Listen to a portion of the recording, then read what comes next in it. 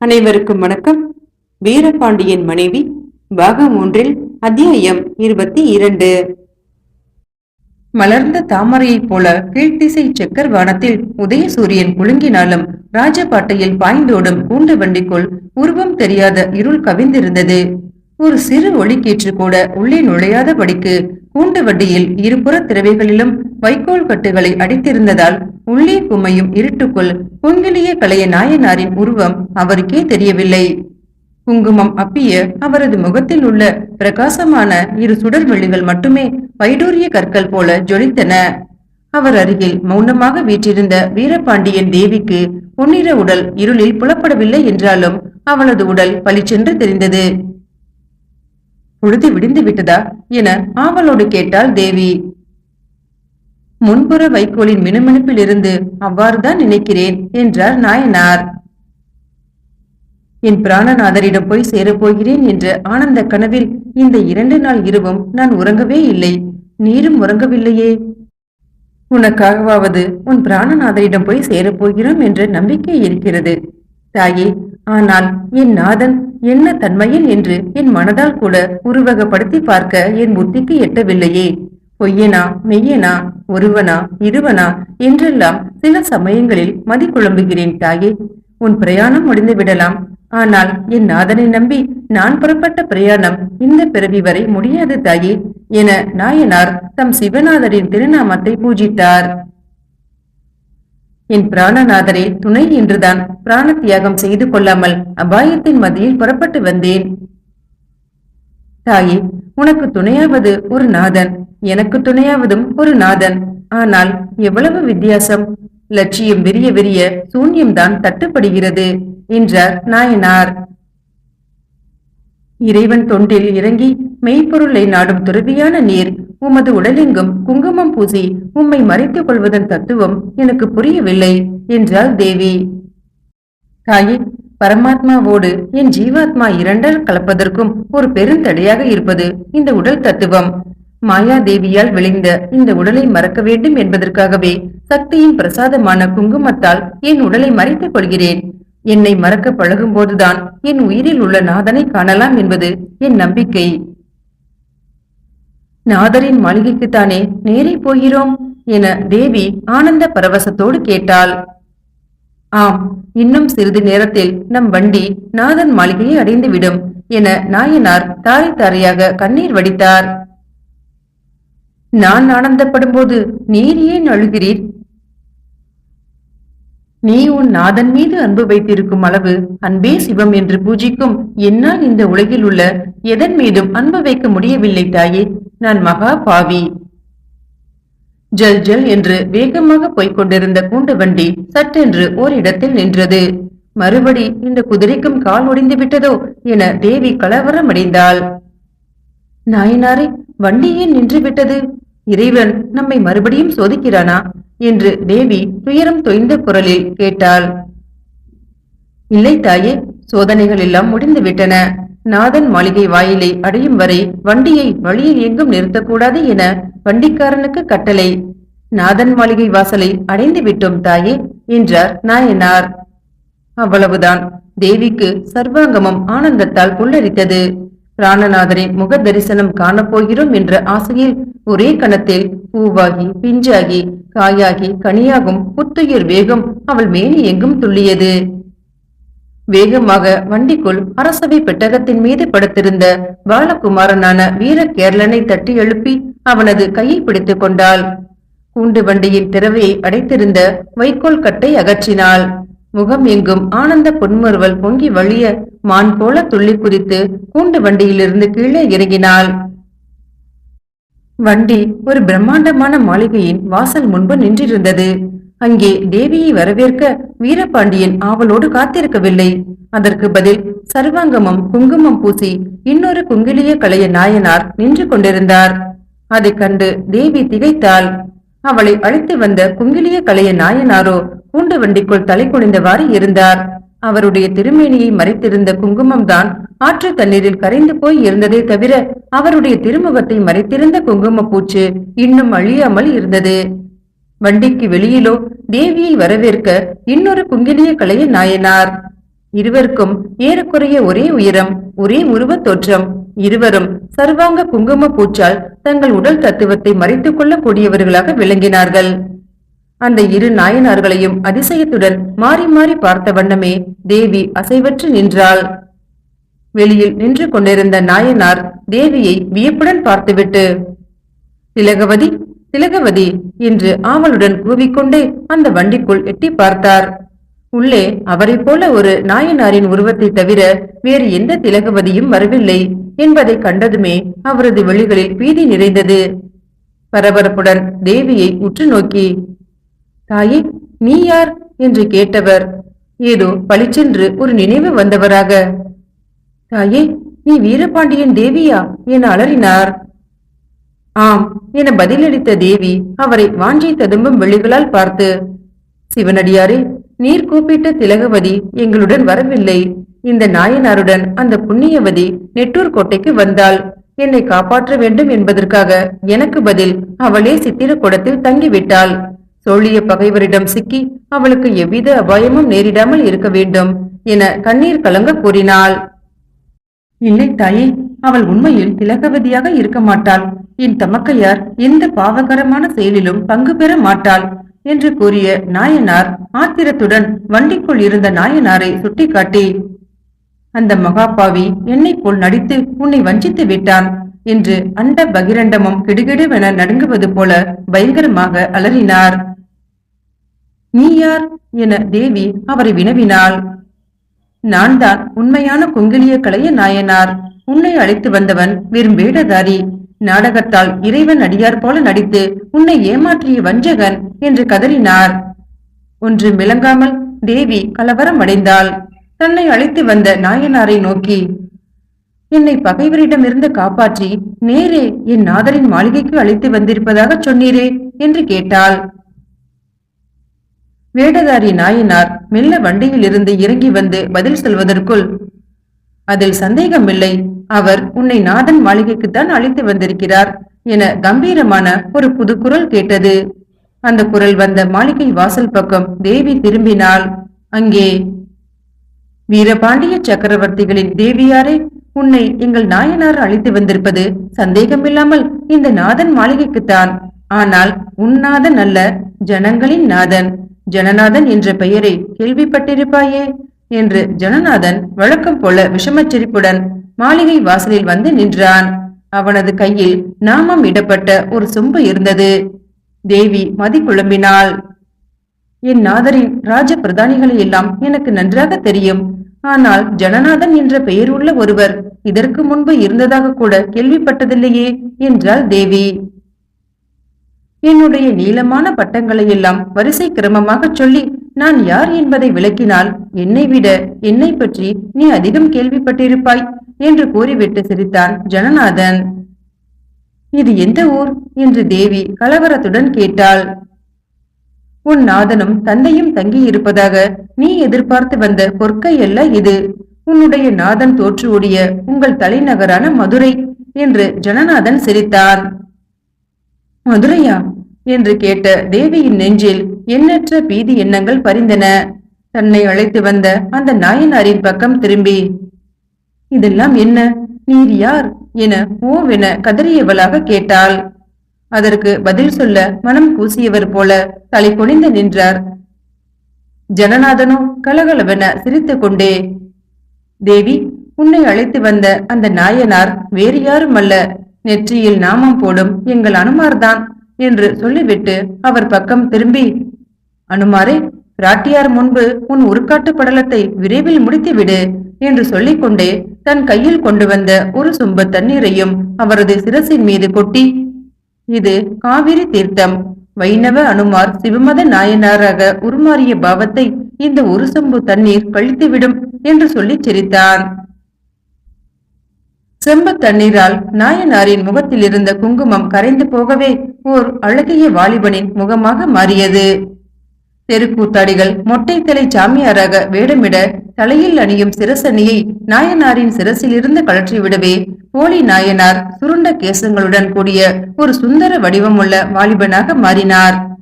அந்த வாலிபனை நோக்கி தேவி, குங்கிலிய கலைய நாயனாராக வேடம் தரித்து வந்து என்னை இங்கே தந்திரமாக அழைத்து வந்த நோக்கம் என்ன? உண்மையில் நீ யார்? நீ யார் என ஆத்திரத்துடன் கேட்டாள். நான் தான் வீரசேகரன் என பதில் வந்தது. வீரசேகரன் என்று கேட்டதுமே தேவியின் சர்வாங்கமும் நடுநடுங்கியது. தாமரை முகம் பிரேதம் போல வெளிரியது. மூர்ச்சையுற்றவள் போல அப்படியே கற்சிலையாக சமைந்து நின்று விட்டாள். வீரசேகரனோ குரல் குளற, தாயே, என்னை மன்னித்துக்கொள். உன்னை உயிரோடு சிறைப்பிடித்து வருவதாக எங்கள் சோழிய மந்திர ஆலோசனை சபையில் சபதம் செய்தேன். என் சபதம் நிறைவேறுவதற்கு இந்த வஞ்சகமான மார்க்கத்தை பின்பற்றுவதை தவிர எனக்கு வேறு வழி இல்லை தாயே என்றான். அதற்கு தேவி பதில் சொல்லவில்லை, அழவில்லை, கதறவில்லை, கண் கலங்கவும் இல்லை.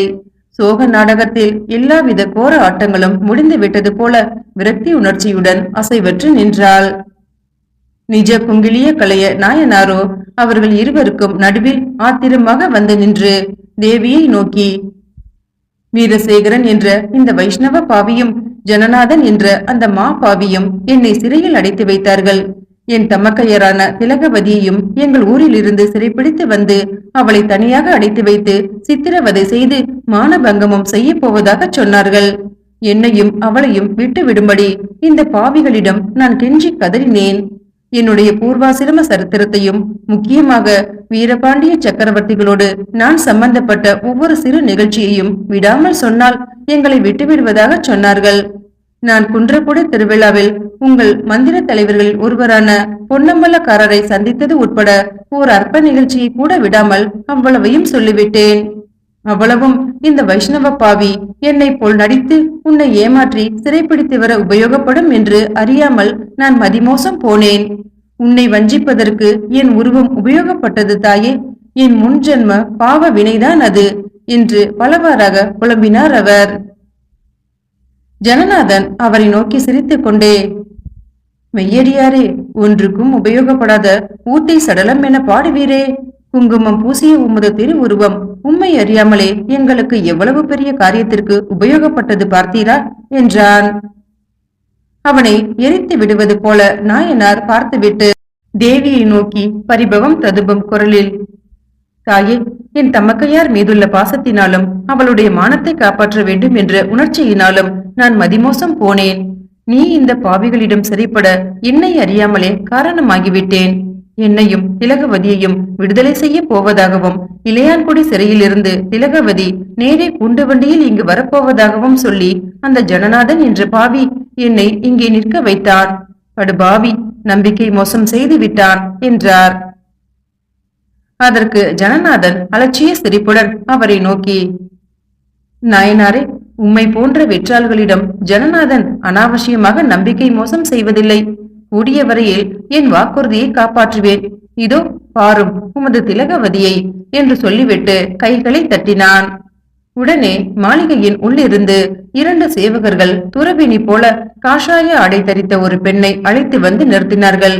அவளை கண்டதும் நாயனார் ஆனந்தத்துடன், திலகவதி என்று கூவி, திலகவதி, அந்த பாவியால் நீ எவ்வளவு துன்பப்பட்டாயோ என்றார். அதற்கு திலகவதி தன் தம்பியை நோக்கி, சிறையில் நான் ஒரு துன்பமும் அனுபவிக்கவில்லை. ஆனால் வீரசேகரன் என்ற அந்த பாவியோடு என் சிறைக்கு வந்த சிவகாமி என்ற ஒரு பெண்தான் என்னுடைய திருமஞ்சன பெட்டியை திருடிக் கொண்டு போய்விட்டாள் என்று குறைப்பட்டாள். ஜனநாதன் அவளை நோக்கி, திலகவதி, உன்னுடைய தம்பியைப் போல எங்கள் வீரசேகரன் குங்கிலிய கலைய நாயனாராக உருமாற நேர்ந்த போது அவனது சிவகாமியும் உன்னை போல திலகவதியாக உருமாற வேண்டிய அவசியம் ஏற்பட்டது. திருமஞ்சனம் பூசி முகத்தை மறைத்துக் கொள்ள உன் திருமஞ்சன பெட்டியை ஒரு நல்ல காரியத்திற்குத்தான் சிவகாமி திருடினாள். அவள் நெட்டூர் கோட்டை சித்திரக்கூடத்திலிருந்து திரும்பி வந்ததும் உன்னுடைய திருமஞ்சன பெட்டியை அவளிடமிருந்து வாங்கி உன்னிடமே திருப்பி கொடுத்து விடுகிறேன். குலோத்துங்க சோழ சக்கரவர்த்திகளின் ராஜ பிரதானிகள் பெண்களிடமிருந்து அற்பமான பொருட்களை பறிப்பதில்லை என்று சொல்லிவிட்டு வழக்கம் போல சிரித்தான். இவ்வளவு நாடகத்தையும் மௌனமாக கவனித்து வந்த தேவி சிறிது சுயநினைவு பெற்றவளாக தன் கண் இமைகளை மூடி தன் இருதயத்திற்குள் தன் கணவரை ஸ்மரித்துக் கொண்டு சட்டென தன் கைவிரல் மோதிரத்தை கழற்றினாள். அதன் நீலக்கல் ரத்தின மூடியை அவசரமாக திறந்தாள். அதை பார்த்த வீரசேகரன் சட்டென, தாயே, மரணத்திற்கு அவசரப்படாதே. உன் கை மோதிரத்திற்குள் விஷப்பொட்டலம் இல்லை. சுரங்கப்பாதையின் இருளில் வரும்போதே அதை நீக்கிவிட்டேன். உன் பிராணநாதரின் ராஜவாளோ வண்டிக்காரனிடம் ஒப்படைக்கப்பட்டு விட்டது. வாழ்வதைப் போல இனி சாவது அவ்வளவு சுலபம் அல்ல தாயே என்றான். அதை கேட்டதும் தேவி நிலை குலைந்து போனாள். அவளுடைய நீலோற்பவ விழிகளில் தூய்மையான பனித்திவளைகளைப் போல துயரமான கண்ணீர் துளிகள் நிறைந்தன. வீரசேகரன் பக்கம் திரும்பி பார்க்கவே அவள் அருவருப்பு உற்றவளாக மெல்ல ஜனநாதனை ஏறிட்டு பார்த்து, இனி என்னை என்ன செய்ய போகிறீர்கள் என்று சோர்ந்த குரலில் கேட்டாள். அதற்கு ஜனநாதன் கலகலவென சிரித்துக் கொண்டே, எனக்கென்ன தெரியும், இளைய பிராட்டியாரை என்ன செய்வது என்று சீதையை சிறைப்பிடித்து வந்த ராவண சன்னியாசிக்குத்தான் தெரியும். ஆனால் வீரசேகரன் ராவணனுக்காக உருமாறிய சன்னியாசியை தவிர ராவணன் அல்ல என்றான். தேவி நடுங்கினாள். இளமை பொங்கி ததும்பும் தேவியின் முகத்தை கூர்ந்து நோக்கியவாறு ஜனநாதன், பிறன் மனைவிக்கு ராவணனாக விளங்கக்கூடியவன் யார் என்பதை தேவி நன்றாக சிந்தித்து பார்த்தால் தானாகவே விளங்கும் என்றான். ராவணன் என்ற சொல்லை ஜனநாதன் அழுத்திச் சொன்னதுமே தேவிக்கு ஏதோ அருவருப்பான பழைய துர்க்கனவை காண்பது போல சர்வாங்கமும் புல்லரித்தது. ஆத்திரமும் மிகுந்தது. அவளுடைய ஆத்திரத்தை எல்லாம் வீரசேகரன் மீது திருப்பிவிட வேண்டும் என்பது போல ஜனநாதன் வீரசேகரனை சுட்டிக்காட்டி தேவியிடம், எங்கள் வீரசேகரன் சன்னியாசி நடிப்பில் என்னையும் மிஞ்சியவன். ஆனால் அவன் ராவணனை உண்டாக்குபவனே தவிர அவனே ராவணன் அல்ல என்று சொல்லிவிட்டு சிரித்தான். வீரசேகரனை நோக்கி மனம் குமரியவளாக தேவி வெகுண்டு, ஆவி, பெரும் பிழை செய்துவிட்டாய். பெண்ணை வஞ்சித்த பாவம் பெண்ணால் அன்றி தீராது என சபித்தாள். உடனே வீரசேகரன் கண்கள் கலங்கின.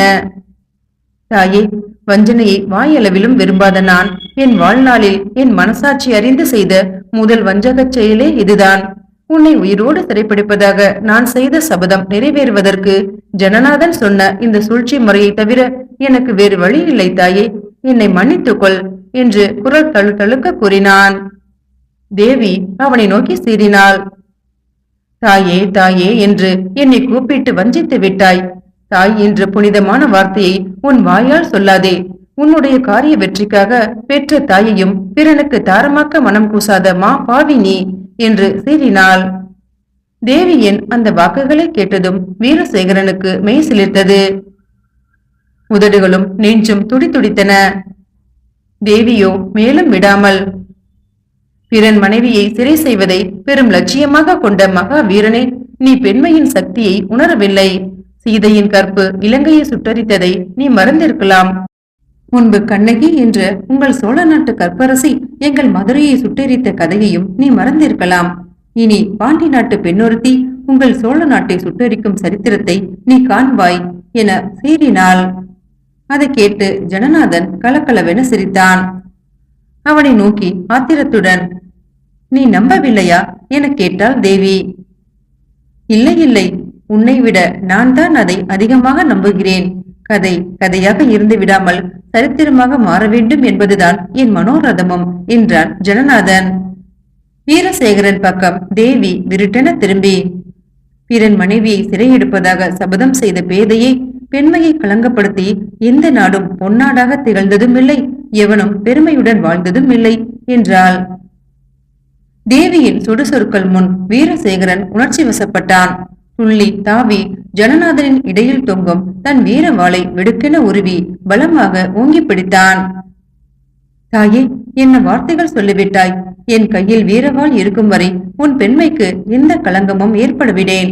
உன்னை உயிரோடு சிறை செய்வதாக சபதம் செய்து வெற்றி பெற்ற நான் உயிரோடு இருக்கும் வரை உன் கற்பை பாதுகாப்பதாகவும் சபதம் செய்கிறேன். சேர, சோழ, பாண்டியர் என சிதறி கிடக்காமல் ஒன்றுபட்ட தமிழகமாக ஒரே சோழ சாம்ராஜ்யத்தின் சூரியோதயம் கிளம்ப வேண்டும் என எந்த லட்சிய கனவு காண்கிறேனோ அந்த லட்சியத்தின் மீது ஆணை.